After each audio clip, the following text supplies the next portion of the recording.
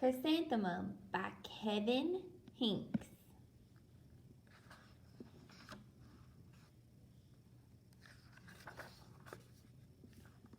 The day she was born was the happiest day of her parents' lives. "She's perfect," said her mother. "Absolutely," said her father.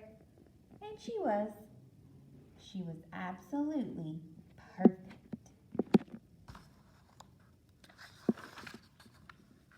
"Her name must be everything she is," said her mother. "Her name must be absolutely perfect," said her father. And it was. Chrysanthemum. Her parents named her Chrysanthemum. Chrysanthemum grew and grew and grew, and when she was old enough to appreciate it, Chrysanthemum loved her name. I love my name.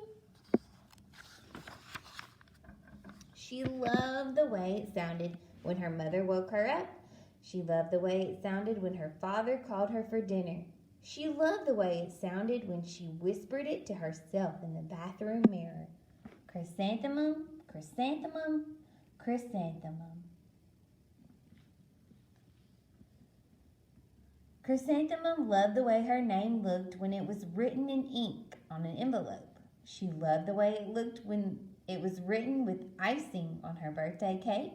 And she loved the way it looked when she wrote it herself with her fat orange crayon. Chrysanthemum, chrysanthemum, chrysanthemum. Chrysanthemum thought her name was absolutely perfect. And then she started school. On the first day, Chrysanthemum wore her sunniest dress and her brightest smile. She ran all the way to school. But when Miss Chudd took roll call, everyone giggled upon hearing Chrysanthemum's name. Don, Eve, Louis, Al, Les, Tay, Max, Sue, Bill, Pat, Tom, Sam, Ken, Joe, Rita, Victoria, Chrysanthemum? "It's so long," said Joe. "It scarcely fits on your name tag," said Rita, pointing. "I'm named after my grandmother," said Victoria. "You're named after a flower." Chrysanthemum wilted. She did not think her name was absolutely perfect. She thought it was absolutely dreadful. The rest of the day was not much better. During nap time, Victoria raised her hand and informed Miss Chudd that Chrysanthemum's name was spelled with 13 letters. "That's exactly half as many letters as there are in the entire alphabet," Victoria explained. "Thank you for sharing that with us, Victoria," said Miss Chudd. "Now put your head down."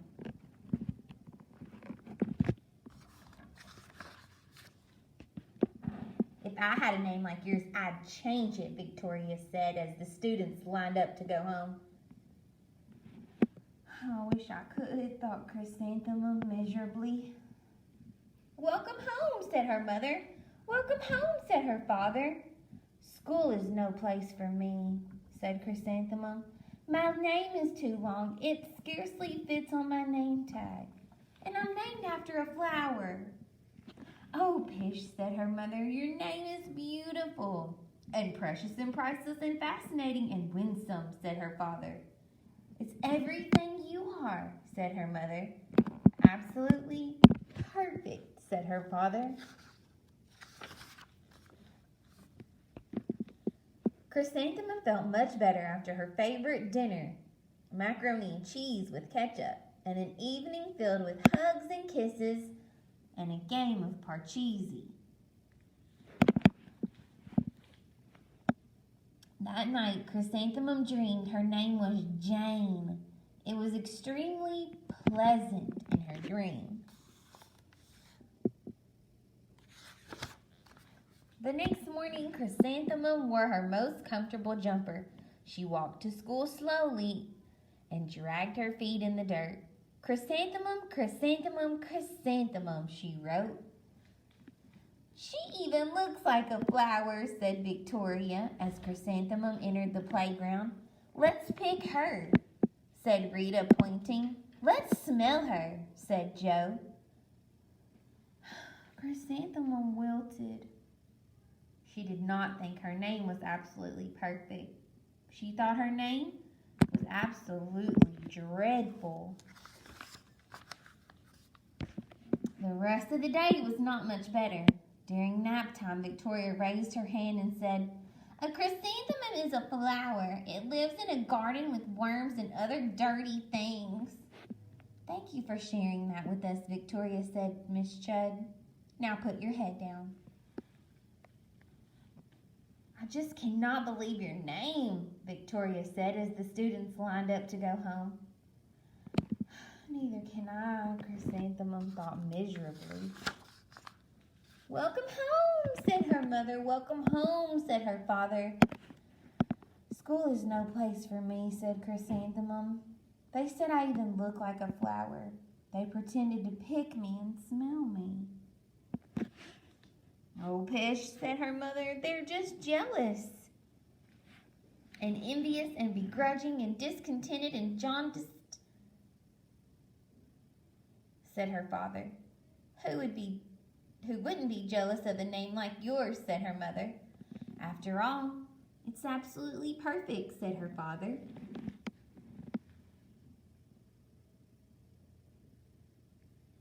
Chrysanthemum felt a trifle better after her favorite dessert, chocolate cake with buttercream frosting, and another evening filled with hugs and kisses and parcheesi.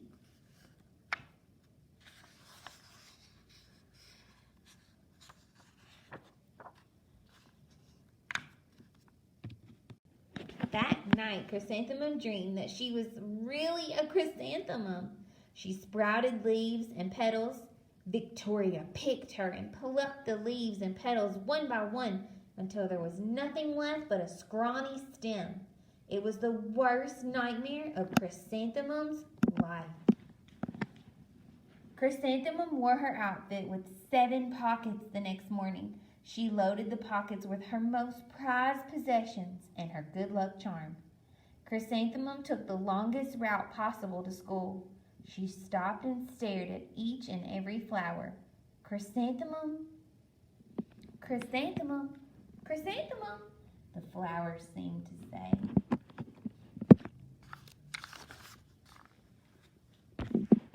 That morning, the students were introduced to Miss Twinkle, the music teacher. Her voice was like something out of a dream and was everything, as was everything else about her. The students were speechless. They thought Miss Twinkle was an incredible wonder. They went out of their way to make a nice impression. Her board said, "Music is my life." Miss Twinkle led the students in their scales. Then she assigned roles for the class musical. Victoria was chosen as the dainty fairy queen. Rita was chosen as the spiffy butterfly princess. Joe was chosen as the all-important pixie messenger. And Chrysanthemum was chosen as a daisy.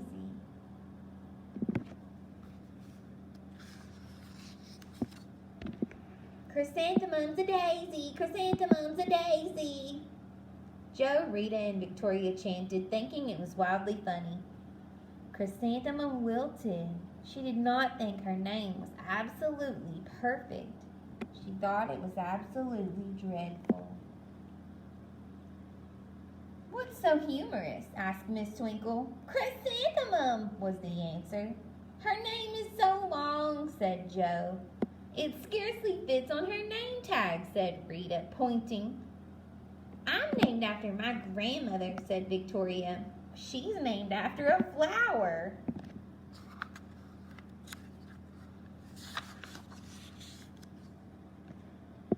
"My name is long," said Miss Twinkle. "It is?" said Joe. My name would scarcely fit on my name tag, said Miss Twinkle. It would? Said Rita, pointing. And, said Miss Twinkle, I'm named after a flower too.